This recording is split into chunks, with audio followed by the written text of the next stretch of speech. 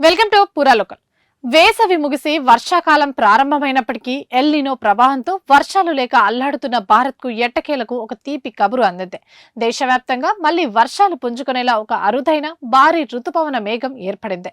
ఉపగ్రహ చిత్రాల ఆధారంగా భారత్ నుంచి దక్షిణ కొరియా వరకు ఏకంగా 7,000 నుంచి 10,000 కిలోమీటర్ల పొడవైన అతి భారీ వర్షపు మేఘాల వరస విస్తరించింది. ఈ మేఘాలు ఉత్తర భారతం నుంచి ప్రారంభమై హిమాలయాలు, చైనా మీదుగా దక్షిణ కొరియా వరకు అద్భుతంగా విస్తరించాయి. ఎల్ నినో వల్ల పురోగతి లేక మందగించిన నైరుతి రుతుపవనాలకు ఈ భారీ మేఘాల వరుస కొత్త ఊపిరి పోస్తోంది. ఈ విస్తరణ వల్ల దేశంలో భారీ స్థాయిలో వర్షాలు కురిసే అవకాశం ఉందని వాతావరణ నిపుణులు అంచనా వేస్తున్నారు. గత 2 రోజుల్లో భారత్ లో సాధారణ రోజువారీ వర్షపాతం కంటే సుమారు 170 నుండి 180% అధిక వర్షపాతం నమోదైంది. ఇది ఈ సీజన్ లోనే ఇప్పటి వరకు నమోదైన అత్యధిక వర్షపాతంగా రికార్డు రాసింది.